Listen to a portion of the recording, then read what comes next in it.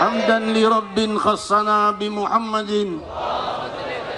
وأنقذنا من ظلمة الجهل والدياجل. الحمد لله الذي هدانا بعبده المختار من دعانا إليه بالإذن وقد نادانا لبيك يا من دلنا وحدانا. صلى الله وسلم وبارك عليه وعلى آله. Alhamdulillah Rabbil Alamin yang telah menerbitkan cahaya keluhuran dengan menciptakan kerajaan alam semesta yang demikian luas, yang maha menciptakan seluruh apa yang ada di dunia dan di akhirat. Dan dialah Allah subhanahu wa ta'ala tunggal dengan kesempurnaan dan keluhuran, maha lemah lembut kepada segenap hambanya. Seraya berfirman di dalam hadis qudsi, diriwayatkan di dalam Sahihul Bukhari, rahmati taghlub ghadabi.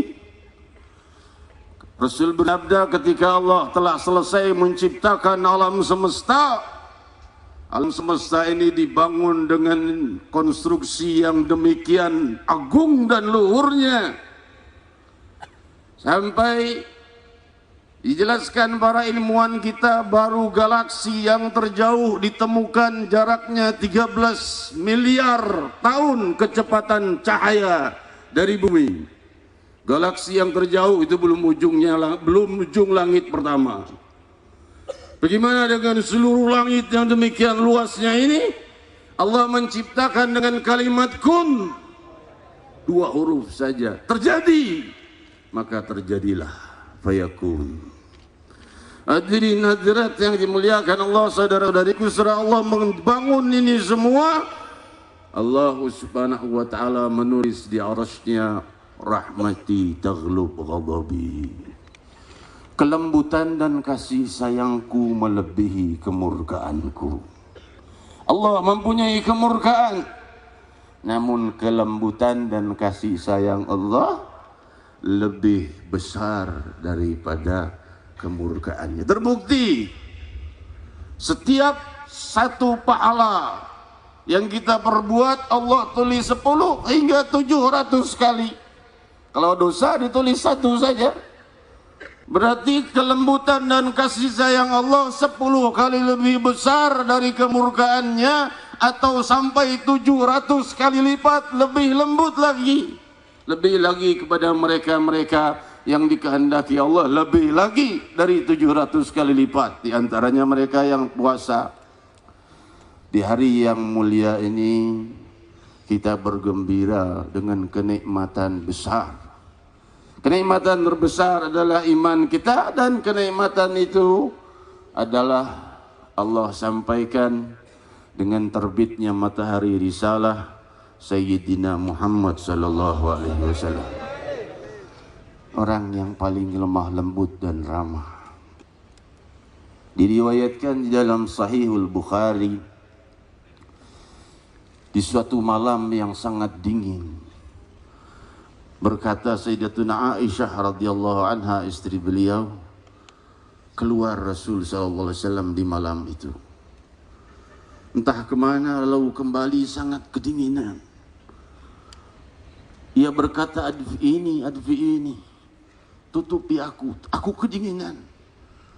Maka di saat itu Siti Aisyah sudah tidak ada masakan apa-apa di rumahnya Rasul saat itu, kecuali hanya sebongkah gandum dan dimasakkan menjadi semacam roti satu. Itu untuk Rasul sallallahu alaihi wasallam makan malamnya. Sudah disiapkan oleh Siti Aisyah itu. Maka saat Rasul sallallahu alaihi wasallam datang, Rasul sallallahu alaihi wasallam belum makan makanan itu. Rasul masih kedinginan. Masuk kambing milik tetangga. Duk kambing masuk milik tetangga, ngambil makanannya Rasul. Marah Siti Aisyah, langsung bangkit dan ingin menyakitinya. Maka Rasul sallallahu alaihi wasallam berkata, jangan sakiti kambing tetangga kita, biarkan makanan yang dimakannya, sisanya nanti aku yang makan. Sayyidina Muhammad, orang yang paling ramah, dan kita tidak akan pernah bisa mencapai budi pekerti seperti itu. Orang yang paling lemah lembut, sallallahu wasallam wa baraka alaihi wa ala alihi. Diriwayatkan seorang wanita Bani Dinar ketika Nabi sallallahu alaihi wasallam pulang dari peperangan berkata, sungguh adamallahu ajraki, ayahmu mati syahid. Ia berkata, ma akhbara Rasulullah. Rasulullah gimana kabarnya, kata wanita itu, dari Ansar Bani Dinar. Rasulullah sehat walafiat. Datang lagi orang lain, kakakmu wafat. Ia berkata, ma akhbara Rasulullah. Datang orang ketiga, anakmu wafat. Habis berarti keluarganya. Suaminya wafat, ayahnya wafat, anaknya wafat, kakaknya wafat, habis keluarganya. Ia masih berkata, ma akhbara Rasulullah. Rasulullah kabarnya gimana? Maka dikatakan Rasulullah sehat walafiat. Dulani ilaih, tunjukkan aku kepada Rasul. Maka ketika itu Rasul sallallahu alaihi wasallam datang dan dilihat, maka berkata wanita itu, kullu musibah dunaka jalal. Semua musibah selainmu kecil ya Rasulullah, asal kau sehat walafiat. Itulah cintanya para sahabat radhiyallahu taala anhum kepada Rasul sallallahu alaihi wasallam. Hadirin hadirat yang dimuliakan Allah, kita lanjutkan selanjutnya dengan doa dan zikir kepada Allah Subhanahu wa taala. Semoga Allah Subhanahu wa taala memberi kesejukan sebagaimana sejuknya pagi hari ini.